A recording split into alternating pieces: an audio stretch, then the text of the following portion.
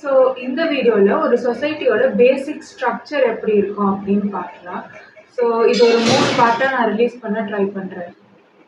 So first வந்து அதனுடைய architecture கட்டமைப்பு எப்படி இருக்குது அப்படின்னு பார்க்கணும். ஸோ கட்டமைப்பில் முக்கியமான விஷயம் வந்து கெனல்ஸ், அந்த மாதிரி நீர் போகிறதுக்கான வசதிகள் வந்து எப்படி ஏற்படுத்தியிருக்காங்கன்றது ரொம்ப முக்கியம். ஸோ அதுதான் வந்து ஆற்றல் ரீதியாக எனர்ஜி வந்து எலக்ட்ரிக்கல் எனர்ஜி எப்படி ஃப்ளோ ஆகுது அப்படின்றத வந்து டிசைட் பண்ணும். இப்போது நீர்வழி பாதை இந்த பக்கமாக போட்டிருந்தாங்கன்னா எதிர் திசையில் மின்னாற்றல் வந்து பயணிக்கிற மாதிரி இருக்கும்.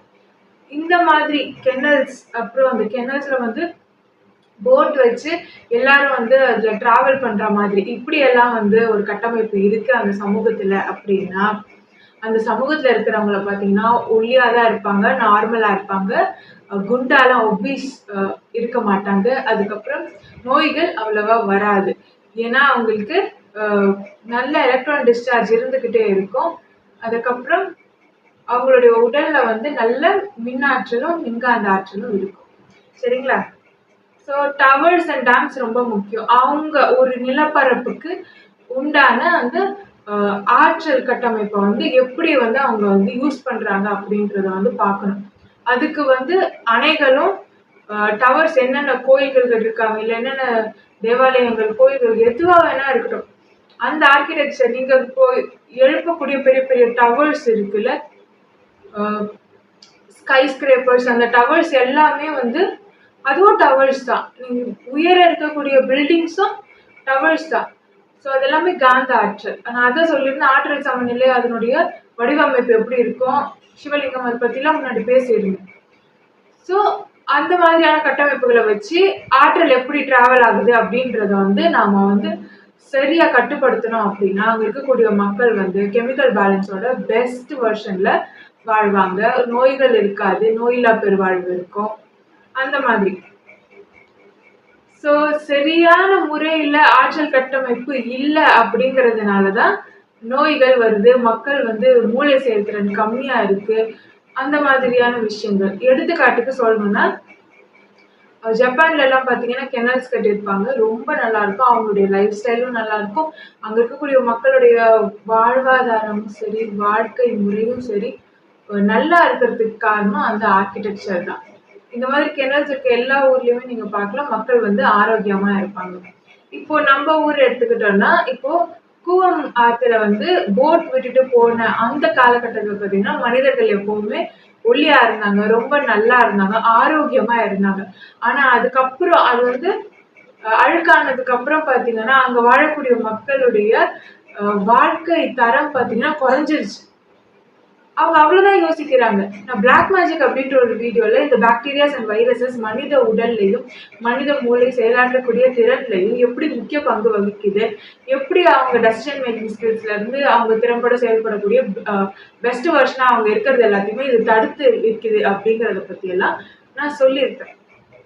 ஸோ இந்த மாதிரியான அசுத்தமான இடங்கள் எல்லாம் இருக்க அந்த இடத்துல வாழக்கூடிய மக்களுடைய வாழ்க்கை தரம் எப்போதுமே தோய்வுல தான் இருக்கும். அது மட்டும் இல்லாம அவங்களுடைய உடல் நலமுமே மோசமா கேள்விக்குறியாதான் இருக்கும். அதுக்கு மேல அவங்களால யோசிக்க முடியாது. நீங்க யோசிச்சு பாருங்களேன், என்னோட பஞ்சேந்திரியங்கள் சரியா வேலை செய்யல, ஆனா மற்றவங்களோடது வேலை செய்யுது. இப்ப அவங்க வந்து ஒரு கிலோ எடையை தூக்கிட்டு இருக்காங்க, இவங்களுக்கு இந்த சமூகம் 100 கிலோ எடையை எடுத்து போட்டு கொடுத்துருது. அவங்க வம்சாவழியா சுமக்கிற டிஎன்ஏ ட்ரேசஸும் அந்த வெயிட்டும் வேற. இப்போ இது வந்து இந்த சமூகமே ஏற்படுத்துது. அப்போ இந்த 100 கிலோவை தூக்கிட்டு அவங்க எப்படி வருவாங்க, எப்படி முன்னேறுவாங்க? அவங்களுக்கு வாய்ப்புகள் கிடைக்குதா, எக்ஸ்போஷர் இருக்கா? இல்ல. அதை தாண்டின சிந்தனை இருக்கா? இல்ல. ஏன்னா ஒருத்தவங்களுடைய சிந்தனை இந்த மாதிரி செயல்படணும் அப்படிங்கறதெல்லாம் அவங்க பஞ்சேந்திரியங்கள் தான் கட்டுப்படுத்தும், அதற்கு கெமிக்கல் காம்போசிஷன் தான் கட்டுப்படுத்தும். அப்ப அதுவே மட்டுப்பட்டுருச்சு அப்படின்னும் போது அவங்க எப்பவுமே ஒரு கீழ்ப்படி நிலை உணர்வுகளை மட்டுமே வெளிப்படுத்தி கொண்டு மேம்பட்ட ஒரு வாழ்க்கையை நோக்கி நகராம போறதுக்கு வாய்ப்புகள் அதிகம். ஸோ ஒரு சமூகம் எழுச்சி பெறணும்னா எல்லா மக்களுமே ஒன்று சேர்ந்து எல்லாருமே வந்து நல்ல வாழ்க்கை தரத்தோட, ஒரே மாதிரியான வாழ்க்கை தரத்தோட வாழணும். சரி, அதே மாதிரி இந்த நீர் அப்படின்றது ரொம்ப முக்கியம். குடிநீர்ல வந்து ஃப்ளோரைடு இந்த மாதிரியான விஷயங்களை கலக்கிறது எல்லாமே கூட கெமிக்கல் இம்பேலன்ஸை ஏற்படுத்தும். இந்த டவர்ஸ் நாம எங்க இன்ஸ்டால் பண்ணியிருக்கோமோ, கோயில்களா இருக்கட்டும், இல்ல தேவாலயங்கள், இல்ல வேறு எந்த மாதிரியான ஒரு ஸ்ட்ரக்சரா வேணா இருக்கட்டும், கூம்பு வடிவத்திலையும் இல்ல ரொம்ப உயரமான கட்டிடங்களும் இதுக்குள்ளதான் வரும். இந்த மாதிரி கட்டிடங்களை சுத்தி வந்து நல்ல மின் ஆற்றல் இருக்கும். அது வந்து அந்த கட்டிடம் வந்து காந்த ஆற்றலை பெற்றிருக்கும். இதுதான் வந்து இயற்கையுடைய வடிவமைப்பு, ஆற்றல் கட்டமைப்புல இது வந்து ரொம்ப முக்கியம். இப்போ கோயிலை சுத்தி அக்ரஹாரங்கள் இருக்கு. இப்ப அக்ரஹாரங்கள் எல்லாம் யார் வாழ்றாங்க? ஐயங்கார் வாழ்றாங்க. ஸோ இவங்க எல்லாருமே பாத்தீங்கன்னா இவங்களோட பிளட் லைன்ஸ் பாத்தீங்கன்னா எவால்வ்டு, நல்ல எவால்வ்டு பிளட் லைன். நான் எப்பவுமே சொல்லியிருந்தேன், ஆல்கலைன் பீப்புளுக்கு வந்து எப்பவுமே வந்து கொஞ்சம் இந்த மின்காந்த ஆற்றல் வந்து பத்தாது. ஆல்கலைன் பீப்புளுக்கு, எவால்வ்டு பீப்புளுக்கு இந்த மின்காந்த ஆற்றல் பத்தாது. அவங்களுக்கு இன்னும் மின்காந்த ஆற்றல் தேவை. அதனால அவங்க அப்டேட்டட் அவங்க. ஸோ அப்படி பார்க்கும்போது ஐயங்கார் இவங்க எல்லாருமே வந்து எவால்வ்டு, அப்டேட்டட். ஸோ இவங்கள வந்து இந்த மாதிரி இடத்துல குடியமர்த்தி வைக்கிறதுனால, அவங்க அந்த இடத்துல இருக்கிறதுனால அவங்களுக்கு வந்து குழந்தை பேரு வந்து ஈஸியா இருக்கும். அதே மாதிரி அவங்களுக்கு வாழ்வியல் முறை, அவங்களுக்கு மூளை செயல்திறன் நல்லா இருக்கும்.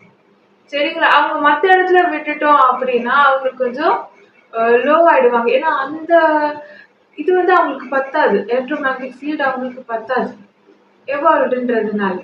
ஸோ அதனால அவங்கள வந்து அங்க குடியமர்த்தி வச்சிருக்கு. ஒவ்வொரு பிளட் லைனுக்குமே அப்படிதான். இப்ப அவங்க மட்டும் ஏன் கோயில்ல பூஜை பண்றாங்க?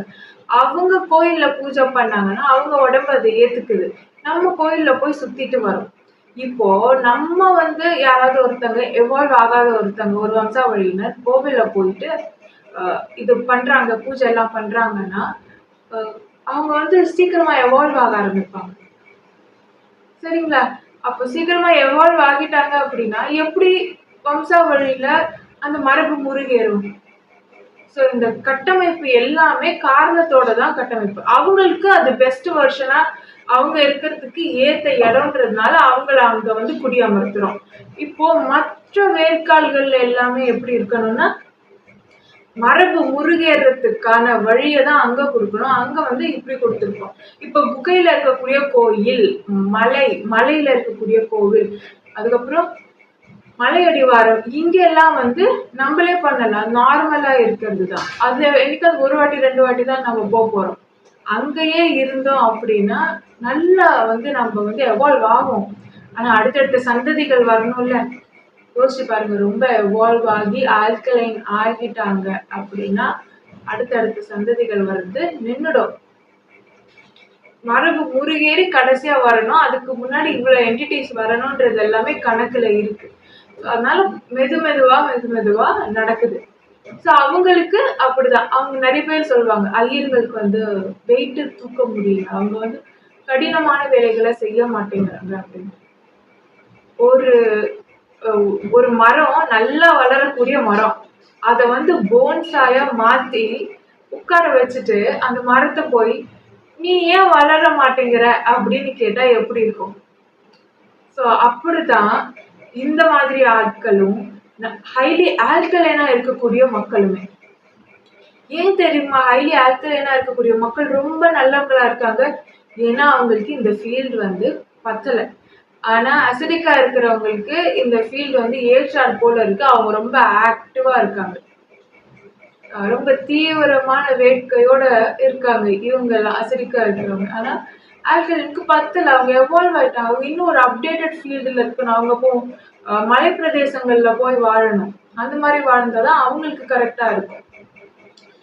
ஸோ ஒவ்வொரு கம்யூனிட்டி, ஒவ்வொரு கேஸ்ட் பிரிச்சதுக்கு காரணமே வந்து எவல்யூஷன்ல இந்த மரபு முருகேறணும் அப்படின்றதுக்காக தான். இப்போ பிரிக்கப்பட்ட அத்தனை கம்யூனிட்டியுமே இப்போ முருகேறி கடைசி தலைமுறையில வந்து அவங்களுக்கு வந்து வேர்க்கால்கள்ல ஜெனட்டிக் அப்டேட் கிடைச்சிருச்சுன்னா அந்த அந்த வேர்க்கால்கள்ல இருக்கக்கூடிய மக்கள் மாறி திருமணம் செய்யறது பெட்டரா இருக்கும். இப்போவும் திருப்பி அதே மாதிரிதான் பண்ணீங்கன்னா குழந்தை பிறக்காது. ஸோ ஒவ்வொரு அந்தந்த டைமுக்கான மாற்றங்கள் திருப்பி அடுத்தடுத்து நடக்கணும். சரி.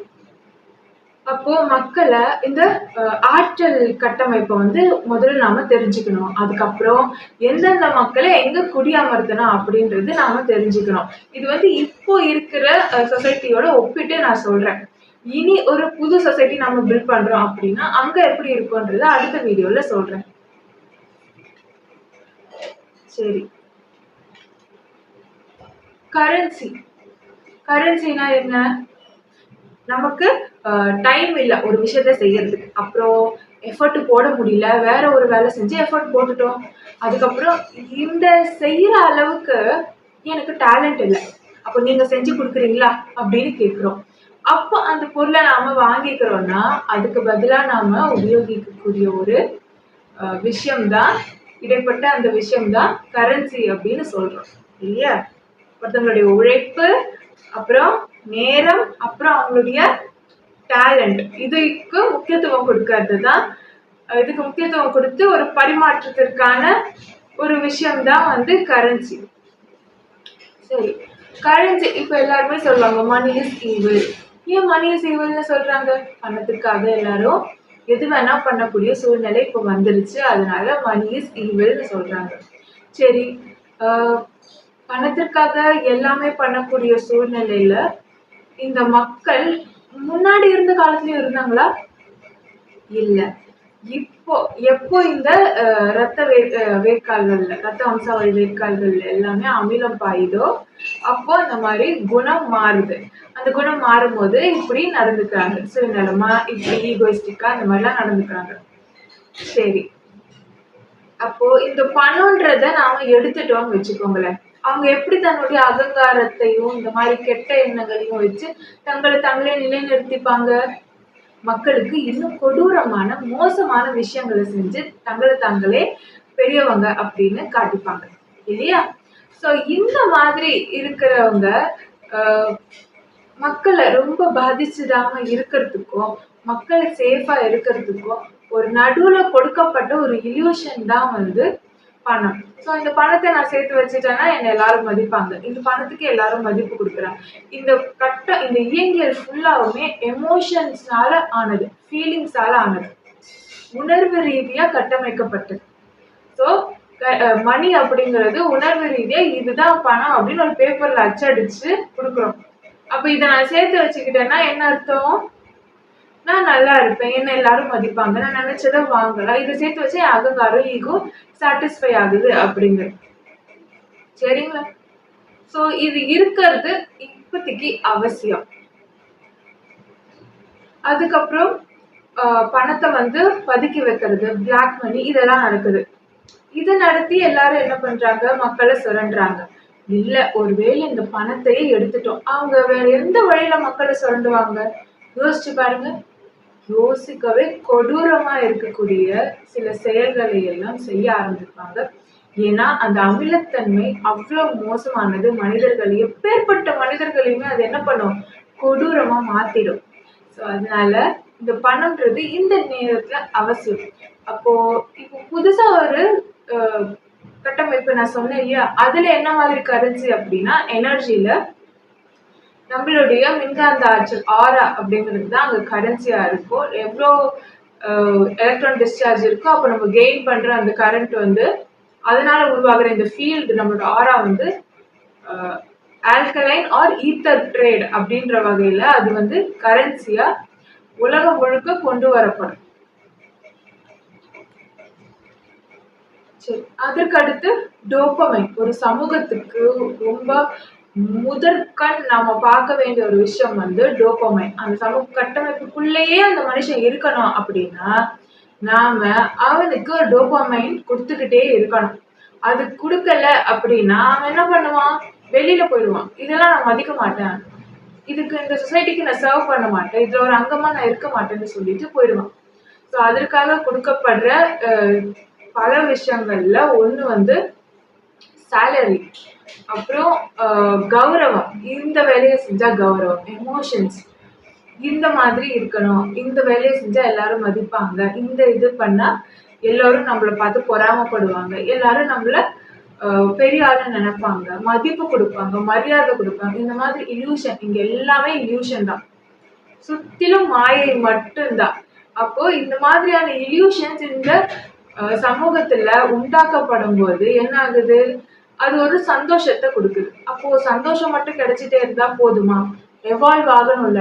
அப்போ பெயினும் எடுத்துக்கணும். அப்போ பெயின் எப்படி எடுத்துப்பாங்க? இங்க ஒரு கல்ச்சர் இருக்கும். இந்த கல்ச்சர் எப்படி இருக்கும்னா, இந்த வழிமுறைகள் எல்லாம் அங்க இருக்க அந்த நிலப்பரப்புல இருக்கக்கூடியவங்க வந்து கடைப்பிடிக்கிற மாதிரி ஒரு கல்ச்சர் இருக்கும். ஏன் அந்த கல்ச்சர் ஒவ்வொரு நிலப்பரப்புக்கும் மாறுது அப்படின்னா, ஒவ்வொரு நிலப்பரப்புக்குமே ஒரு ஆற்றல் கட்டமைப்பு இருக்கும். ஒரு நிலப்பரப்புக்கு இருக்கக்கூடிய அந்த ஆற்றல் கட்டமைப்பு இன்னொரு நிலப்பரப்புக்கு இருக்காது.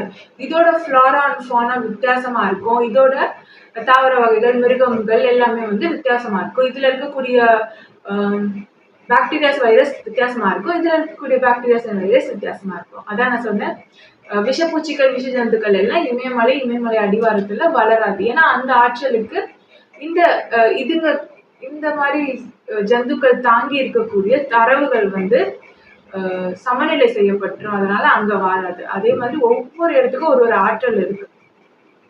அப்போ இந்த இடத்துக்கு என்ன ஆற்றல் இருக்குன்றத பார்த்து அங்க வாழ்ற மக்களுக்கு அந்த ஆற்றல் அவங்களுடைய பஞ்சேந்திரியங்கள்ல, கெமிக்கல்ஸ்ல எந்த வகையில மாற்றத்தை ஏற்படுத்துதுன்றத நம்ம பார்த்துட்டு அதுக்கு ஏற்றால் போல நாம வந்து அந்த கல்ச்சரை வந்து நாம கட்டமைக்கணும், வழிமுறைகளை.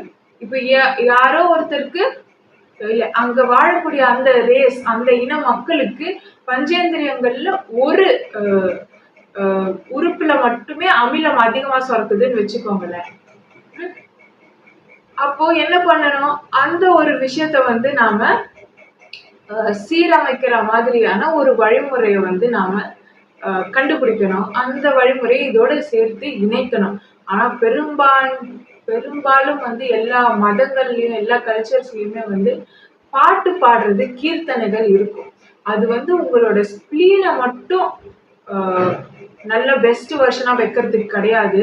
நீங்க ஹாப்பியா இருக்கிறதுக்கு, டோபமைன் சுரக்கிறதுக்கு, ஆக்சிடோசின் சுரக்கிறதுக்கு, நீங்க அந்த இறை அப்படிங்கிற அந்த ஆல்கலைன் தன்மை, கார்ப்பு தன்மையோட இசைறதுக்கு, அதுதானே அந்த பஞ்சபூத ஆற்றலே, அதுதானே இயற்கை இறை. அதோட இசைறதுக்கு இந்த பாட்டு, கீர்த்தனைகள் வந்து உதவும். சரிங்களா? சோ இது ஒரு வழியில போகுது. இப்படிதான் அந்த கல்ச்சரை வந்து கட்டமைக்கிறாங்க. அப்போ இந்த இல்யூஷன்ஸ் எல்லாம் எப்படி கட்டமைக்கிறாங்க? ஒரு மனிதனுக்கு இதான் சமூகம், சமூகம் இப்படித்தான் இருக்கும். ஏன்னா கற்கால மனிதனுக்கு இந்த மாதிரி கட்டமைப்புகள் எல்லாம் கிடையாது. எப்படி வேணா வாழலாம். அவங்கவுங்க ஒரு ஒரு ரியாலிட்டியில இருப்பாங்க. அவங்களுக்கு எல்லாருக்குமே ஒரே ரியாலிட்டி இருக்குமான்னு கேட்டா இருக்காது. ஒரு சம்பவம் நடக்குதுன்னா ஒவ்வொருத்தரும் ஒவ்வொரு கருத்து கொண்டு இருப்பாங்க. அதனால அவங்க பேசினாலுமே விவாதங்கள் தான் வரும். முரண்பட்ட கருத்துக்கள் இருக்கும். எவால்வ் ஆக முடியாது. அந்த மாதிரியான ஒரு சூழ்நிலை. ஏன்னா ஒவ்வொருத்தர் கெமிக்கல்ஸும் வேற மாதிரி இருக்கும். அதுக்கப்புறம் தான் நம்ம என்ன பண்றோம், கவர்மெண்ட் அப்படின்றத எடுத்துட்டு வரோம். அப்புறம் இந்த மாதிரி மீடியா இதெல்லாம் வந்து கொண்டு வரோம். ஸோ இந்த மீடியா, இந்த கவர்மெண்ட் இதெல்லாம் வந்து ஆரம்பத்துல வந்து ஒரு இப்படி மீடியா கவர்மெண்ட்னு இல்லை, இதற்கு நடுவுல வந்து ஒரு ஒரு தலைவர்கள் சில பேர் அப்படின்ற மாதிரி ஒரு கட்டமைப்பு வருது. அது ஒரு சின்ன கவர்மெண்ட்னு வச்சுக்கோங்களேன் ஒரு சொசைட்டில. அப்போ இவங்க சொல்றதுதான் சரி அப்படின்ற மாதிரி ஆகுது. அப்போ சொல்றவங்க யாருன்னு பாத்தீங்கன்னா எவால்வ் பர்சனா இருப்பாங்க. ஒரு நல்ல பெர்செப்ஷன், அதாவது இவங்களை விட கொஞ்சம் மேம்பட்ட கண்ணோட்டம் உடையவங்க அப்படின்னு தான் அர்த்தம் அது. அப்போ பக்கத்து கம்யூனிட்டி இவங்கள விட எவால்வ் ஆகிருந்தா அவங்க இவங்கள விட புத்திசாலியா இருப்பாங்க. சரியா? அப்போ எவ்வளவு கஷ்டப்படுறோமோ, எவ்வளவு வலி எடுத்துக்கிறோமோ அப்பதான் கொஞ்சம் கொஞ்சமா எவால்வ் ஆகும். சோ இதெல்லாம் நடக்கும்போது இந்த மாதிரி சில பேர் பேசும்போது அவங்களோட கருத்துக்களை அவங்க வெளியிடுறாங்க. அப்புறம் ஒரு குழுவா இருந்து இதுதான் ஒருமித்த கருத்து அப்படின்னு எல்லாம் சொல்றாங்க. அப்போ இதுதான் மீடியா. அவங்க சொல்றதுதான் எல்லாரும் என்ன பண்ணுவாங்க, ஏத்துப்பாங்க. அவங்க சொல்றதுதான் நம்புவாங்க. அதை தாண்டி யோசிக்கவும், அதை தாண்டி பார்க்கவும் அந்த மனிதர்களுக்கு தோணாது. அப்போ வந்து அவ்வளவு மூளை செயல்திறன் கிடையாது முன்னிருந்த காலத்துல. அதுக்கப்புறம் இப்போ நிறைய வந்து பரிணாம வளர்ச்சி அடைய நாகரிகங்கள் எல்லாம் தோன்ற, அதுக்கப்புறம் என்ன ஆகுது, பெரிய பெரிய கட்டமைப்புகள் எல்லாம் அவங்க உருவாக்குறாங்க. எல்லாருமே பாத்தீங்கன்னா நீங்க ஈஜிப்துல இருக்கக்கூடிய நாகரிகத்தை பார்த்துக்கோங்க. எல்லா நாகரிகத்திலயுமே இந்த ஆற்றல் கட்டமைப்புக்கு ரொம்ப பெரிய முக்கியத்துவம் கொடுப்பாங்க. ஸோ அதுக்கப்புறம் பார்த்தீங்கன்னா, இந்த மக்களுடைய கண்ணோட்டத்தை வந்து கொஞ்சம் மாத்தி அமைக்கணும் அப்படிங்கிறது தான் முதன்மையான விஷயமா இருக்கு. இப்படித்தான் வாழணும். குடும்ப அமைப்புனா இப்படித்தான். இது மாதிரி இருந்தாதான் கரெக்ட். இந்த மாதிரி இருந்தாதான் மதிப்பாங்க. வாழ்க்கை முறையே இப்படித்தான் அப்படிங்கிற ஒரு பிலீஃப் சிஸ்டத்தை இந்த சொசைட்டி வந்து அந்த குழந்தைக்கு வளரும் போதே கொடுத்துருது. சரிங்களா? இந்த பிலீஃப் சிஸ்டம் எல்லா சொசைட்டிலயுமே இருக்கும். இதுதான் அடிப்படை கட்டமைப்பா இருக்கும். அப்ப இது எங்க இருந்து வருது அப்படின்னு கேட்டீங்கன்னா, கதைகள்ல இருந்து வருது. அந்த குழந்தை சின்ன வயசுல இருந்து கேட்ட கதைகள், பழக்கப்பட்ட கதைகள், இதிகாச கதைகள், புராண கதைகள், இது வழியா வந்து இந்த மாதிரி நிகழ்வுகள் தான் நடக்கும். இப்படிதான் இருக்கு. இப்படியெல்லாம் முன்னாடி நடந்திருக்கு. அப்படின்றத அந்த குழந்தை தெரிஞ்சுக்கும். நான் முன்னாடியே சொன்னேன், நீங்க அப்டேட் ஆகிறதுக்கு வரைக்கும் நடந்த விஷயமே தான் நடந்துட்டு இருக்கும். இப்போ கற்கால மனிதர்கள்லாம் எடுத்துக்கிட்டீங்கன்னா, அவங்க எவால்வ் ஆகுறதுக்கு முன்னாடி வரைக்கும் அவங்க எந்த மாதிரியான ஒரு டெக்னாலஜியா வந்து அவங்க யூஸ் பண்றாங்களோ, டூல்ஸை யூஸ் பண்ணாங்களோ, அதை மட்டும் தான் அவங்க யூஸ் பண்ணியிருப்பாங்க. அவங்களுடைய மூளை செயல்திறன் அவ்வளவுதான் இருக்கும். அவங்க எவால்வ் ஆனதுக்கு அப்புறம் புது புது டெக்னாலஜி, புது அப்ரோச், புதுசான ஒரு வாழ்க்கை முறை, வாழ்வியல் அமைப்பு அப்படின்னு போயிட்டாங்க. ஸோ நமக்குமே என்ன, நடந்த விஷயங்கள் எல்லாம் திருப்பி திருப்பி நடக்கும். சில கொடுமைகள் நடந்துகிட்டு இருக்கு. பெண்ணுக்கு இந்த சமூகத்துல கொடுமைகள் அதிகமா நடக்குதுன்னா, நம்ம எவால்வ் ஆகி லைஃப் ஸ்டைல்ல வந்து ஒரு சேஞ்ச் பண்ணல அப்படின்னா, அது வரைக்கும் இதேதான் திருப்பி திருப்பி நடந்துகிட்டே இருக்கும். ஒரு லூப்ல வந்து இது போயிட்டே இருக்கும். அது வந்து கர்மிக் லா அப்படின்னு சொல்றாங்க. அது இன் பேஸ் ஆஃப் கெமிக்கல்ஸ். ஸோ எல்லாமே ஒரே மாதிரி தான். பக்கத்துல பக்கத்துல இருக்கீங்க. ஸோ கெமிக்கல்ஸ் எப்படி இருக்கும்? சிமிலரா தான் இருக்கும்.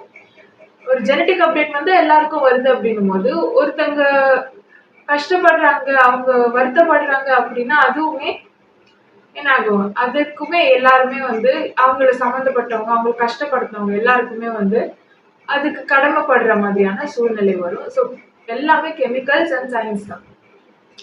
இந்த கேட்ட கதைகள் மூலியமா நமக்கு இப்படித்தான் ஒரு வாழ்க்கை இருக்கணும் அப்படின்ற ஒரு எண்ணம் பிறக்குது. அதே கனவுகளோட நாம வளர்றோம். அதே மாதிரியான ஒரு கட்டமைப்புக்குள்ள நாமளும் வர முயற்சி பண்றோம். அதுக்கப்புறம் அதுல வெற்றி பெற்று வாழ்ந்து காட்ட முனைப்போட செயல்படுறோம்.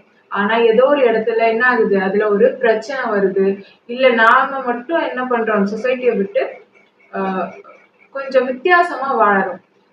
நீங்க எப்பவுமே பார்த்திருப்பீங்க, எல்லா குழுக்கள்லயுமே யாராவது ஒருத்தர் வித்தியாசமா இருந்தா அவங்கள எல்லாருக்கும் பிடிக்காது. ஆனா யாரு வித்தியாசமா இருக்காங்களோ அவங்கதான் எவால்வ்டு. ஸோ இந்த அமைப்பு வந்து ஒத்து வராது. வாழக்கூடிய ஒரு நிலை வந்து இவங்களுக்கு கிடைக்காது. ஸோ இவங்க மாற்றத்தை ஏற்படுத்தணும். அவங்களுடைய ஜெனடிக் பேட்டர்ன்லயே இவங்க நல்லபடியா வாழ்ந்து ஒரு மாற்றத்தை உருவாக்குறதுக்காக அதுதான் காரணமா இவங்களுக்கு இருக்கு. அதுதான் இவங்களுடைய பிறப்புக்கான காரணமாவே இருக்கும். லைஃப் பர்பஸாவே இருக்கும். ஸோ இவங்க இந்த மாதிரி மாறணும். ஆனா இவங்களால ஏத்துக்கவே முடியாது. ஏன்னா இதுதானே வாழ்க்கைன்னு எல்லாரும் சொல்லியிருக்காங்க. எல்லாரும் இதே மாதிரி வாழ்றாங்க. என்னால மட்டும் ஏன் இதை வாழ முடியல? நான் மட்டும் ஏன் ஆட் மேன் அவுட்டா இருக்கேன் அப்படின்னு கேட்டு இவங்க கஷ்டப்படுவாங்க. அந்த கஷ்டம் இருக்குல்ல, அந்த வலி, அந்த பெயின், அதுதான் அவங்கள எவால்வ் ஆக்கும். நீங்க எவ்வளோ லோ ஃப்ரீக்வன்சில போறீங்களோ அதுவும் உங்க பேண்ட்வித்தை அதிகப்படுத்தும். ஹை ஃப்ரீக்வன்சில சந்தோஷமா இருக்கீங்களோ அதுவும் உங்களை அதிகப்படுத்தும். நீங்க எப்படி வேணாலும், நீங்க கஷ்டப்பட்டாலும் சரி, சந்தோஷமா இருந்தாலும் சரி, போய் சேர்ற இடம் ஒண்ணுதான். ஸோ மாறி மாறி கஷ்டப்படணும், சந்தோஷப்படணும். இதுதான் வந்து மனித வாழ்க்கை. இப்போ இவங்க கஷ்டப்படுறதுனால இவங்க இதை பிரிஞ்சு இப்படி தனித்துவமான ஒரு வாழ்க்கை முறையை இவங்க வாழ வேண்டியதா இருக்கும். ஸோ இது முதல்ல நடக்கும். அதுக்கப்புறம் மற்றவங்களும் இதே பாதையில வருவாங்க. ஏன்னா அது வந்து பழசா இருக்கு. அதுல சில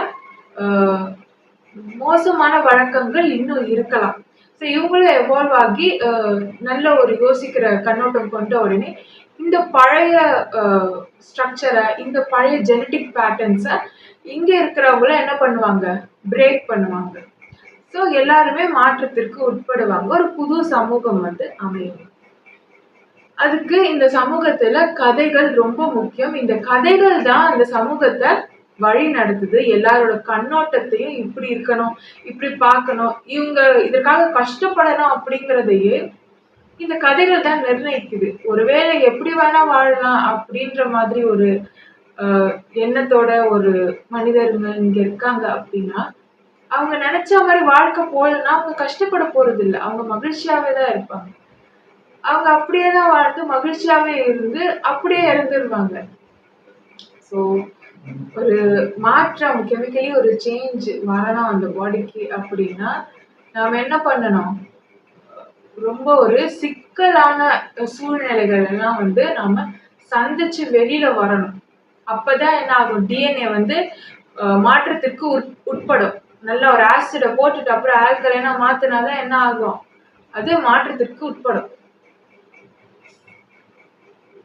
அதுக்கப்புறம் நாடகங்கள், என்ன மாதிரியான படங்களை நாம பாக்குறோம், என்ன மாதிரியான விஷயத்த எல்லாம் நாம வந்து கன்சியூம் பண்றோம் அப்படின்றது முக்கியம். ஸோ நம்மள மாதிரியே ஒருத்தவங்க இருக்காங்கன்னு வச்சுக்கோங்களேன். அவங்க என்ன பண்றாங்களோ அதெல்லாம் வந்து நமக்கு வந்து இன்ஸ்பயர் ஆகும். அதுக்கப்புறம் என்ன பண்ணுவாங்க, இவங்களும் வந்து நியூரான் மிரர் பண்ற மாதிரி இவங்களும் வந்து மிரர் பண்ண ஆரம்பிப்பாங்க. இப்படிதான் வந்து இந்த நடிகர்கள், நடிகைகள் வந்து எல்லாருக்கும் பிடிச்சிருக்கு. அவங்க பண்ற மாதிரி எல்லாருமே பண்றாங்க. ஸோ இப்படி இருக்கக்கூடிய இந்த நிலையில எந்தாவது ஒரு நிலப்பரப்புல வம்சாவழி வேட்கால்கள்ல அமிலம் அதிகமா பாயுது அப்படின்னு சொன்னா அந்த இடத்துல வரக்கூடிய படங்கள் எல்லாமே கொஞ்சம் நல்ல படங்களா, கருத்து கொண்ட படங்களா, அவங்களுக்கு அறிவார்ந்த படங்களா இப்படி எல்லாம் இருந்ததுன்னா ரொம்ப நல்லா இருக்கும்.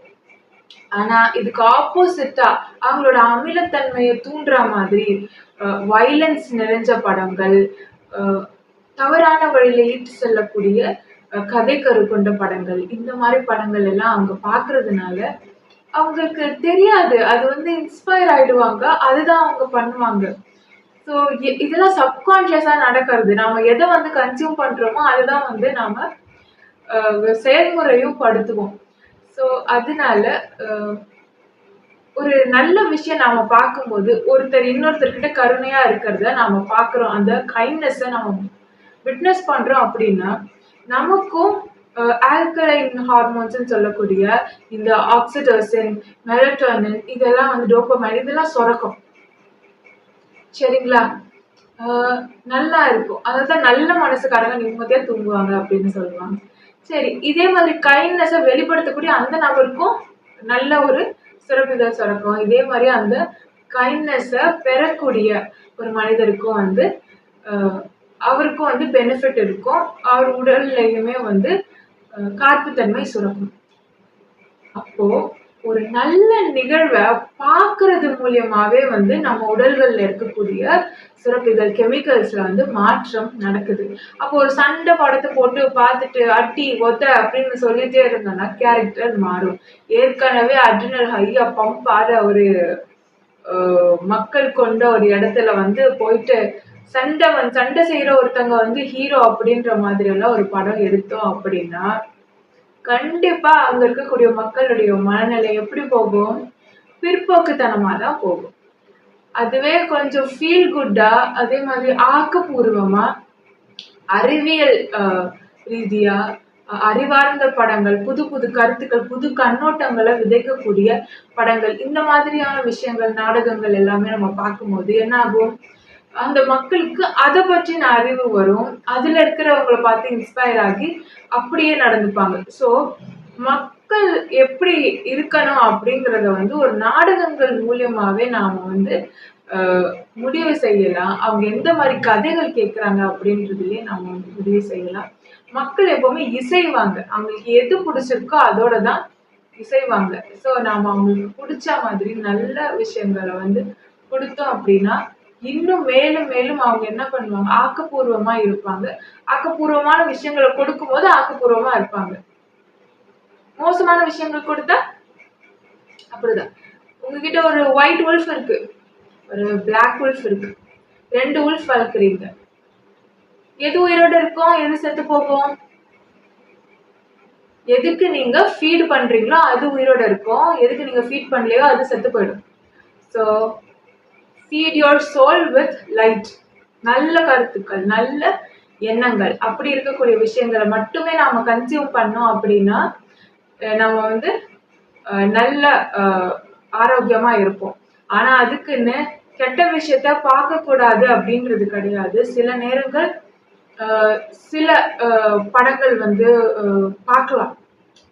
இப்போ இந்த சண்டை போடுற படம், அடித்தடி வர படம், அப்புறம் இந்த மாதிரியான பிரச்சனை இருக்கக்கூடிய படம், ஒருத்தவங்க ரொம்ப பெயினை வெளிப்படுத்துற ஒரு விஷயங்கள், இதெல்லாம் பார்க்கும்போது நம்ம நியூரான்ஸும் என்ன ஆகும், அதுக்கு வந்து ரெஸ்பாண்ட் பண்ணும். அப்போ வந்து அந்த உணர்வை நம்மளே உணர்ந்ததற்கு சமம். ஸோ இந்த மாதிரியான விஷயங்கள் வந்து முக்கியம். இப்போ ஒரு ஆல்கலைனா இருக்க ஆர்டிஸ்டிக்கா இருக்கக்கூடிய கிட்டுக்கு இந்த மாதிரியான ப்ரோக்ராம்ஸ் கொடுத்து கூட நம்ம வந்து அவங்களை வந்து மாற்றி அமைக்கலாம். ஸோ அவங்களுக்கு வந்து ரொம்ப பாசிட்டிவா மட்டுமே இருப்பாங்க. அவங்க ரொம்ப எனர்ஜெட்டிக்கா இருப்பாங்க. ஒரு கேட்டகரி ஆர்டிசம் இருக்கிறவங்கலாம் பார்த்தீங்கன்னா ரொம்ப எனர்ஜெட்டிக்கா இருப்பாங்க. அவங்க எனர்ஜி ட்ரெயினே ஆகாது. பிகாஸ் அவங்க ஹைலி ஆல்கலின். அப்படி இருக்கிறவங்களுக்கு இந்த மாதிரியான விஷயங்கள் தேவை. கொஞ்சம் பொய் பொருட்டு, அதுக்கப்புறம் இந்த மாதிரி கெட்ட விஷயங்கள் எல்லாம் தேவை. ஆனா அவங்களுக்கு அது வரவே வராது. ஸோ அவங்களுக்கு அது வரலனாலும் பரவாயில்ல, அட்லீஸ்ட் அவங்க அதை பார்க்கணும். ஆனா பார்க்கவும் மாட்டாங்க, இசையவும் மாட்டாங்க. ஸோ அவங்களுக்கு கெமிக்கலா சில சேஞ்சஸ் பண்ணோம்னா அது வந்து சரியா இருக்கும். இப்போ ஆட்டிசம் இருக்கிறவங்கள தவிர்த்துட்டு ஹைலி ஆல்கலைனா இருக்கிறவங்கள பத்தி யோசிங்க. அவங்க இந்த மாதிரி படங்களும் கொஞ்சம் அவங்களுக்கு பார்த்தாங்க அப்படின்னு சொன்னா கொஞ்சம் நல்லா இருக்கும். இல்ல அப்படியே நான் இருக்கேன் அப்படின்னா அவங்க என்ன ஆயிடுவாங்க, புத்தர் மாதிரி ஆயிடுவாங்க. கெட்டது இன்னதுன்னே தெரியாது, கெட்டது நடக்கும்போது அது என்னன்னே தெரியாது, அதற்கான விழிப்புணர்வு இருக்காது. அவங்களுக்கு அந்த எண்ணம் வரல, அப்ப அப்படி ஒண்ணு இருக்குன்னே அவங்களுக்கு தெரியாது. இப்படி எல்லாம் ஏமாத்துவாங்கன்னு எனக்கு தெரியாது அப்படின்னு நம்ம நிறைய பேர் நின்று இருப்போம். இப்படியெல்லாம் ஏமாத்துவாங்களா, இப்படியெல்லாம் நடந்துப்பாங்களா, எனக்கு அதெல்லாம் யோசிச்சு கூட பார்க்க முடியல, நான் ஃபர்ஸ்ட் டைம் எக்ஸ்பீரியன்ஸ் பண்றேன். ஸோ இப்படி இருக்கக்கூடிய மக்களுக்காக தான் இந்த மாதிரியான விஷயங்களும் தேவை. ஸோ அதை தெரிஞ்சுக்கணும். எவ்வளோ இந்த மாதிரி கடினமான சூழ்நிலைகளை ஒருத்தவங்க எதிர்கொள்றாங்களோ அவ்வளோக்கு அவ்வளோ வந்து மூளை செயல்திறன் அதிகரிக்கும். அதுக்கடுத்து வந்து இந்த நாடகங்கள், இந்த சீரியல்ஸ் இதெல்லாம் இருக்க இருக்க குடும்பத்துக்குள்ள சண்டை வந்துட்டே தான் இருக்கும். ஒரு 2 கதாபாத்திரம் இருக்கு. ஒரு வீடு தான் அங்க கதை கருவே. 2 கதாபாத்திரம், புரோட்டகனிஸ்ட், ஆன்டகனிஸ்ட் அவ்வளவுதான். இதுக்குள்ள கதையை நகர்த்திட்டு போனோம்னா எவ்வளோ கோரமான விஷயங்கள் எல்லாம் காட்ட முடியுமோ அது எல்லாத்தையும் காட்டுறாங்க. அப்போ இத பார்க்கக்கூடிய மக்கள் என்ன பண்றாங்க, அதே தான் ரெசிப்ரோகேட் பண்றாங்க. அதோட அவங்க நியூரான்ஸ் மிரர் ஆகுது. அப்போ அதே மாதிரி நடந்துக்கிறாங்க. நம்ம எதை கன்சியூம் பண்றோமோ அதுவாவே நம்ம மாறிடுவோம். அதுக்குதான் காந்திஜி என்ன சொல்லியிருக்காரு, நல்லதை பார்க்கணும், நல்லதை கேட்கணும், நல்லது மட்டுமே பேசணும். ஸோ அந்த மாதிரி இருக்கும்போது நம்மள ரீப்ரோக்ராமிங் எப்படி பண்றது அப்படின்றத பத்தி நான் வீடியோ சொல்லும்போது இதெல்லாம் வரும். ஸோ இந்த மாதிரி சீரியல்ஸ் தான் வந்து குடும்பத்துல இருக்கக்கூடிய முக்காவாசி பிரச்சனைக்கு காரணம். ஏன்னா ஒருத்தங்கல வந்து ஒரு பெண் இன்னொரு பெண்ணை வந்து தவறா நினைக்கல அப்படின்னாலுமே, விரோதிக்கல அப்படின்னாலுமே, போட்டி மனப்பான்மை பாராட்டல அப்படின்னாலுமே இந்த சீரியல் பண்ண வைக்கும். அந்த மாதிரியான ஒரு கண்ணோட்டத்தை அது அமைச்சு கொடுத்துரும். சரி, இப்போ இந்த சீரியல்ஸ் எல்லாம் வந்து ஆக்சுவலி இந்த டைம்ல இருந்ததுனாலதான் ரொம்ப ப்ரெஷர் இருந்தது எல்லா ஃபேமிலிஸ்லயும். அதனாலதான் நாம இப்போ என்ன ஆகுறோம், விழிப்புணர்வுக்கு வந்திருக்கோம். அதனாலதான் சண்டை போட்டு ஒரு கேஓ சிச்சுவேஷன்ல தான் நமக்கு என்ன ஆகும், அவேக்கனிங் ஆகும். சரி, ஆனா இனி வரும் காலங்கள்ல நம்ம என்ன பண்ணலாம், சேஞ்ச் பண்ணலாம். நம்ம கிட்டதான் இருக்கு. நம்ம எதை கன்சியூம் பண்ணணும்னு நாம தான் முடிவு பண்ணணும். இப்பத்துல இருந்து இந்த மாற்றம் எடுத்துட்டு வர்றதுக்கான காரணமே அவங்களுக்கு என்ன தேவைன்றத அவங்கவுங்க டிசைட் பண்ண முடியும். நான் இதுதான் கன்சியூம் பண்ணுவேன். இந்த நாலேஜ் எல்லாருக்கும் போய் சேர்ந்துருச்சுன்னா அதுக்கப்புறம் மக்கள் நான் என்ன கன்சியூம் பண்ணணும்னு நான் தான் முடிவு பண்ணணும். நான் எந்த இடத்துல வாழணுன்றத நான் தான் முடிவு பண்ணணும்.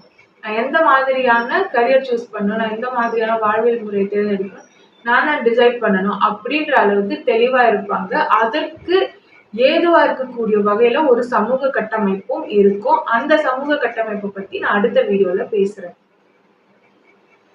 அதுக்கப்புறம் மனிதர்களுடைய அந்த சமூகத்துல இருக்கக்கூடிய மனிதர்களுடைய லைஃப் ஸ்டைலையுமே வந்து அந்த சொசைட்டில வந்து கட்டமைக்கணும். இப்படிதான் வாழணும், இப்படிதான் வாழ்க்கை முறை இருக்கணும் அப்படின்றத நாம கட்டமைச்சு கொடுக்கணும். அதை பார்த்து பார்த்து தான் அவங்க அடுத்தடுத்த தலைமுறை வளருவாங்க. அதுல மாற்றம் நேருது அப்படின்னா அதுல டிசப்பாயின்மெண்ட்ஸ் வருதுன்னா அவங்களால தாங்கிக்க முடியாது. பட் அதையும் தாண்டி அவங்க வருவாங்க, எவால்வ் ஆவாங்க. கோல்ஸ், ஒருவருடைய கோல்ஸ் எப்படி ஃபிக்ஸ் பண்ணணும் அப்படிங்கறது எல்லாம் வந்து இந்த சொசைட்டி தான் தீர்மானிக்குது. இப்போ ஒரு சொசைட்டி இருக்கு, எல்லாருக்குமே சம உரிமை கொடுக்கப்படும். உங்களுக்கு எதுல இன்ட்ரெஸ்டோ அதை வந்து கண்டுபிடிச்சு வெளிக்கொணர்ந்து அதுல வந்து உங்களுக்கு படிப்பறிவு வந்து நீங்க பெறலாம் அப்படின்றத சொல்றாங்க. அதற்கு ஆதரிப்போம், அதுக்கு வந்து சப்போர்ட் பண்ற வகையில வந்து இங்க எல்லாம் மென்டார்ஸ் இருப்பாங்க அப்படின்னு சொல்றாங்க. அப்போ அங்க வளர்ற குழந்தைகள் எல்லாம் எப்படி இருக்கும்? நல்லா இருக்கும். தனக்கு எது வருதோ, எது பிடிச்சிருக்கோ அதுல எல்லாம் சிறப்பா இருக்கும். ஒரு இது வந்து ஒரு இப்போ விளையாட்டுத்துறைனா விளையாட்டுத்துறை அதுல நான் வந்து என்னோட கவனத்தை செலுத்துறேன் அப்படின்னு நினைச்சவங்க அதுக்கப்புறம் என்ன பண்ணுவாங்க, நான் வந்து அறிவியல்ல வந்து ஏதாவது பண்ணலாம்னு நினைக்கிறேன். அப்ப அதுக்கும் வந்து என்ன ஒரு டைம்ல என்ன மாறணும் அப்படின்னு நினைச்சாங்கன்னா அதுக்கும் சப்போர்ட் கிடைக்கும், மாறுவாங்க. அதுக்கப்புறம் அவங்க உடம்புலயே கெமிக்கல்ஸ் மாறும். அதுக்கப்புறம் அவங்க வேற ஏதாவது ஒரு துறையில வந்து நான் மாறணும் ஸ்பெசிஃபிக்கா அப்படின்னு அவங்க நினைச்சாங்க. கெமிக்கல்ஸ் மாற மாற மனுஷங்க எவால்வ் ஆகிட்டே இருப்பாங்க. சின்ன வயசுல பார்த்த ஒரு குழந்தை தான் வந்து அதுக்கப்புறம் இருக்குமானா கிடையாது. அதனுடைய கண்ணோட்டம் விசாலமா இருக்கும், அதனோட அறிவும் மாறிக்கிட்டே இருக்கும். அப்ப அந்த செயல்திறனும் இருக்கும், அதுக்கு மேம்பட்ட விஷயங்கள்லயுமே அதுக்கு வந்து தேடல்கள் இருந்துகிட்டே இருக்கும். அப்ப அடுத்தடுத்து அந்த குழந்தை மாறி மாறி கத்துக்கலாம், பயிற்சி செய்யலாம், படிக்கலாம், வேலை வாய்ப்புகளை அமைச்சு கொள்ளலாம். இப்படி ஒரு சொசைட்டி கட்டமைப்பு. இப்போ நம்ம சொசைட்டிக்கு வரலாம். 2 குழந்தை இருக்கு. ஒரு குழந்தைக்கு கையில புத்தகங்கள் எல்லாம் கொடுக்கப்படுது. அந்த குழந்தைக்கு கொடுக்கப்பட்ட புத்தகங்கள் எல்லாமே வந்து புரட்சியாளர்களுடைய புத்தகங்கள்னு வச்சுக்கோங்க. இன்னொரு குழந்தை இருக்கு, அந்த குழந்தைக்கு ஸ்போர்ட்ஸ் எல்லாம் கத்து தராங்கன்னு வச்சுக்கோங்க. இது ஒரு ஏழை குழந்தை, இது ஒரு பணக்கார குழந்தை. இதுக்கு வந்து ஸ்போர்ட்ஸ்ல எல்லாரும் சப்போர்ட் பண்றாங்க. இது ஸ்போர்ட்ஸ்ல வந்து நின்றுச்சு, நல்லா நான் ஸ்போர்ட்ஸ் விளையாடுவேன்னு சொல்லுது. இது ஏழை குழந்தை, இது தத்தி தத்தி வருது அழகா. அந்த புரட்சி வந்து அதுக்கு வந்து வெறியா உரமா அமையுது. ஏன்னா தத்தி தத்தி வர்றதே இங்க எனக்கு கஷ்டமா இருக்கு, நான் மட்டும் ஏன் 100 கிலோ வெயிட் சுமக்கணும்னு அதுக்கு கோவம். என்ன மட்டும் ஏன், அது ஆல்ரெடி நான் 100 கிலோ சுமக்கிறேன்னா இந்த கட்டமைப்பு இன்னும் என்ன போட்டு அமுக்குதே அப்படிங்கிற கோவம். அப்ப அது என்ன பண்ணுது, அதனுடைய எழுத்துக்கள் வந்து புரட்சி தீயா இருக்கு. இப்போ இந்த குழந்தை எழுதுற மாதிரி இந்த குழந்தை எழுதுமானா எழுத வராது. ஏன்னா எக்ஸ்போஷர் இல்ல. இந்த குழந்தைக்கு கிடைச்ச பண வசதியோ என்கரேஜ்மெண்ட்டோ சப்போர்ட்டோ வந்து இந்த குழந்தைக்கு கிடைக்கல. அதனால இது இதுல மட்டுமே கவனம் செலுத்தி இந்த குழந்தை வந்து முன்னேறி வந்திருக்கு. ஸோ ஒவ்வொருத்தவங்களுக்கும் அவங்களுடைய சூழ்நிலை எப்படி அமையப்பெறுது அப்படிங்கிறது தான் வந்து டிசைட் பண்ணுது. அதுவும் இளமை காலத்துல ஒரு 15 வயதுல ஆரம்ப கட்டமும் அந்த இளமை காலங்கள்லயும் அவங்க கன்சியூம் பண்ணக்கூடிய டேட்டா, அவங்க எந்த மாதிரி மனிதர்கள் கூட வாழறாங்க அப்படிங்கிறது எல்லாமே அவங்களுடைய எதிர்காலத்தை தீர்மானிக்குது. இப்ப அந்த குழந்தை சச்சரவு மிகுந்த ஒரு மனிதர்களோட வாழுதுன்னா அதுதான் அந்த குழந்தைக்கு பழகி இருக்கும். நியூரான்ஸும் என்ன ஆகும், அதுதான் மிரர் பண்ணும். ஒரு குழந்தை ரொம்ப அமைதியான சூழ்நிலையில வாழுது அப்படின்னா அது என்ன பண்ணும், அதோட நியூரான்ஸ் வந்து அதை தான் வெளிப்படுத்தும். இப்போ இது சர்வைவல் மோட்ல கிங்கா இருக்கும், அது பணக்கார குழந்தை தான், ஆனா இது கொஞ்சம் தத்தியா இருக்கும். பெரும்பாலும் பணக்கார குழந்தைங்க எல்லாருமே நல்லவங்களா இருப்பாங்க. பிகாஸ் அவங்களுக்கு அந்த சர்வைவல் அப்படின்ற ஒரு விஷயத்த வச்சுட்டு இவங்க சந்திக்கக்கூடிய கஷ்டங்கள் வந்து அதிகமா இருக்கும். ஆனா அந்த பணக்கார குழந்தைக்கு வந்து அந்த இதுவே இருக்காது. அது வேறு விதமா உளவியல் ரீதியா நிறைய கஷ்டங்களை வந்து சந்திக்கும். ஆனா 2 பேருக்குமே கஷ்டம் இருக்கும், எவால்வ் ஆவாங்க. ஆனா கெரியர் வைஸ் அறிவை வளர்த்துக்கிறது இதெல்லாம் வந்து இந்த சமூகம் ஒரு சமச்சீரா வந்து எல்லாருக்கும் கொடுக்குமா அப்படின்னு கேட்டா சரிசமமா கிடையாது. ஏன்னா வாய்ப்புகள் எல்லோருக்குமே கம்மியா இருக்கு, எக்ஸ்போஷரும் கம்மியா இருக்கு. இந்த குழந்தையோட அப்பா அம்மாக்கு என்ன தெரியுமோ இவங்க அது கையில புத்தகங்கள் தான் கொடுத்துருக்காங்கன்னா புத்தகங்கள் தான். அதே மாதிரி விவசாயியோட மகனுக்கு அந்த விவசாயி கலப்பையை தான் கொடுப்பாரு. ஸோ இப்படியே தான் போய்கிட்டு இருக்கு. ஸோ எக்ஸ்போஷர் இருக்கணும், அதற்கு மென்டார்ஷிப் இருக்கணும். அவங்க இதை வந்து தீர்மானிக்கிற மாதிரி இருக்கணும். இப்போ இந்த மாதிரிதான் வந்து ஒரு ஒரு கோல், ஒரு மனுஷனோட தனிப்பட்ட மனுஷனோட கோல் வந்து அவன் செட் பண்றதுலயுமே இந்த சொசைட்டி வந்து ரொம்ப இன்ஃப்ளூயன்ஸ் பண்ணும். ஸோ நம்ம மக்கள் வந்து அறிவியலாளர்களா திகழணும், அறிவார்ந்த மக்களா திகழணும் அப்படின்னா இந்த சொசைட்டில சில மாற்றங்களை ஏற்படுத்தணும். அவங்க குழந்தையா இருக்கும் போதுல இருந்து சில மாற்றங்களை ஏற்படுத்தினா அவங்க பிற்காலத்துல நல்ல மனிதர்களா இருப்பாங்க, நல்ல அறிவார்ந்த மனிதர்களா இருப்பாங்க, செயல்திறன் நல்லா இருக்கும். அதே மாதிரி ப்ரைசிங், எக்கானமி வைஸ் நீங்க பாத்தீங்கன்னா ஒவ்வொன்றும் என்னென்ன விலைக்கு விற்கிது அப்படின்றத வந்து எப்பவுமே பார்க்கணும். அடிப்படை தேவைகள் எப்பவுமே அஃபோர்டபுளா இருக்கணும். அதுக்கப்புறம் எல்லாமே வந்து எப்படி இருக்கணும், கொஞ்சம் பணம் அதிகமா இருக்கணும். அது லக்ஸரியா இருக்கும்போது பணம் அதிகமா இருக்கணும். ஏன்னா அப்படி இருந்தாலே இவங்க வேலை செய்வாங்க, அவங்களுக்கு அதை ரீச் பண்ணணும் அப்படின்னு தோணும். அப்பதான் வந்து டோபமைன் வேலை செய்யும், அதுக்காக ஓடுவாங்க, அதுல ஒரு சந்தோஷம், அதுக்கப்புறம் திருப்பி அந்த மாதிரியான விஷயங்கள். ஸோ இந்த வேலை செய்கிற இந்த சேலரி இந்த மாதிரி சிஸ்டம் இருக்கும்போது இப்படிப்பட்ட ஒரு கட்டமைப்பு வந்து அவசியம். அப்போ நான் சொல்ற அந்த சமூகத்துல எல்லாம் பாத்தீங்கன்னா எனர்ஜி தான் கரன்சி இல்லையா? அப்ப எப்படி இருக்கும், எனர்ஜியை வந்து கொடுத்து வாங்குற மாதிரி இருக்கும். அப்பவுமே விலை அதிகமா இருக்கக்கூடிய சில விஷயங்களை வந்து நாம வாங்கணும் அப்படின்னா நம்ம அதற்காக உழைக்க வேண்டியதா இருக்கும். அப்ப எப்படி உழைக்கிறோமோ அப்படிதான் வந்து ஆரா இருக்கும், எவால்வ் ஆகி இருக்கணும் அப்படின்ற மாதிரி இருக்கும். அப்போ ஒரு நல்ல குணங்களை மட்டுமே வெளிப்படுத்தி அந்த மாதிரி இருந்தாதான் எவால்வ் ஆக முடியும். அப்படின்ற சூழ்நிலையில வேலை செஞ்சு உழைச்சேதான் எவால்வ் ஆக முடியும், அடுத்தவங்களுக்கு உதவி செஞ்சுதான் எவால்வ் ஆக முடியும். அப்படின்ற சூழ்நிலையில என்ன பண்ணுவாங்க மனிதர்கள், நல்ல விஷயங்களையே தேர்ந்தெடுப்பாங்க, கையெடுப்பாங்க. அப்ப அந்த நான் சொல்ற அந்த சமூகத்துல கரன்சியை வந்து எப்படி கெயின் பண்றது அப்படின்னு பாத்தீங்கன்னா ஒர்க் பண்றது மூலியமா கெயின் பண்ணலாம். இன்னொன்னு நல்ல தாட்ஸ் அதன் மூலியமா கெயின் பண்ணலாம். இன்னொன்னு அன்பா இருக்கிறது அது மூலியமா வந்து கெயின் பண்ணலாம். பட் எவ்வளோ எஃபர்ட்ஸ் கொடுக்குறீங்களோ, எவ்வளோ ஒர்க் போடுறீங்களோ நீங்க, அதுக்கேற்றாறு போல உங்களுக்கு வந்து அந்த ஆரா கெயின் இருக்கும். அதை பத்தி நான் இன்னொரு வீடியோல சொல்றேன். அபரிமிதம். அபரிமிதம் அப்படின்னா இந்த உலகத்துல எல்லாமே அபரிமிதம். நானும் வந்து சில வருடங்களுக்கு முன்னாடி எல்லாமே அபரிமிதம், மக்களுக்கு வந்து எல்லாமே கிடைக்க பெறணும், நாம ஏன் இதை வந்து இப்படி பண்றோம் அப்படின்ற மாதிரி தான் நானும் யோசிச்சுட்டு இருந்தேன் இந்த ஆராய்ச்சிக்கு எல்லாம் முன்னாடி.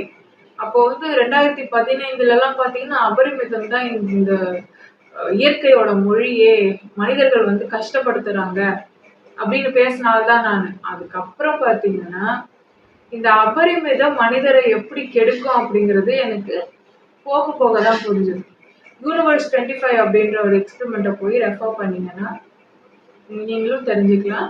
ஸோ ஒரு விஷயம் அபரிமிதமா இருக்குன்னா அதனுடைய மதிப்பு போயிடும், சுத்தமா போயிடும் அதனுடைய மதிப்பு. ஸோ அதனால டோபமைனும் லோ ஆகும். ஸோ தேடணும், தேடி தேடி கிடைக்கிற வரைக்கும் தேடணும். அந்த மாதிரி தேடி தேடி நம்ம கிடைக்கும் போதுதான் ஒரு பொருள் வந்து நமக்கு சந்தோஷத்தை தரும், மகிழ்ச்சியை தரும். ஏன்னா இந்த இயற்கையில் எப்படி எதால உருவாக்கப்பட்டிருக்கு, உணர்வுகளால கட்டமைக்கப்பட்டிருக்கு. எல்லாமே கெமிக்கல்ஸ் தானே, ஒவ்வொரு கெமிக்கல்ஸும் ஒவ்வொரு உணர்வு தானே. ஸோ உணர்வுகளால அது வடிவமைக்கப்பட்டதுனால நம்ம வந்து அபரிமிதத்தை வந்து எடுத்துட்டு வந்தோம் அப்படின்னா அடிப்படையில அபரிமிதம் இருக்கலாம். அடிப்படை இப்போ பஞ்சபூத ஆற்றல் எல்லாமே வந்து யாருமே உரிமை கோர ஒரு தகுதியே கிடையாது, அது எல்லாருக்கும் பொதுவானது. ஸோ அதை தவிர்த்து மற்ற விஷயங்கள் எல்லாமே நாம சுயமா கஷ்டப்பட்டு ஈட்டுற மாதிரி இருக்கும் போதுதான் மனிதர்கள் எவால்வ் ஆவாங்க. இப்போ நாம இருக்க ஸ்டேஜ் எவால்வ் ஆயிட்டோமா அப்படின்னு கேட்டா கொஞ்சம் நகர்ந்து இருக்கும். இன்னும் மூளை செயல்திறன் வந்து இன்னும் அதிகமா இருக்கு, சரிங்களா? இன்னும் எட்டி பிடிக்க நிறைய தூரம் இருக்கு. இப்போ வந்து ஃபீல்டு வந்து நமக்கு பத்தல, நம்ம நமக்கான ஃபீல்டுல இருந்தா இன்னும் கொஞ்சம் இன்க்ரீஸ் பண்ணோம்னா என்ன ஆகும், நமக்கு வந்து சைக்கிக் எபிலிட்டிஸ் எல்லாமே வரும். இதோட அதிகமான சென்சஸ் எல்லாமே நம்மளால உணர முடியும்.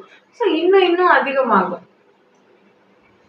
ஸோ இன்னும் அதிகமாகணும்னா கொஞ்சம் கஷ்டப்படணும், உழைக்கணும், அந்த மாதிரி. சரி, அடுத்த வீடியோல இதனுடைய 2ஆம் பாகத்தை பார்க்கலாம். நன்றி. Love is God.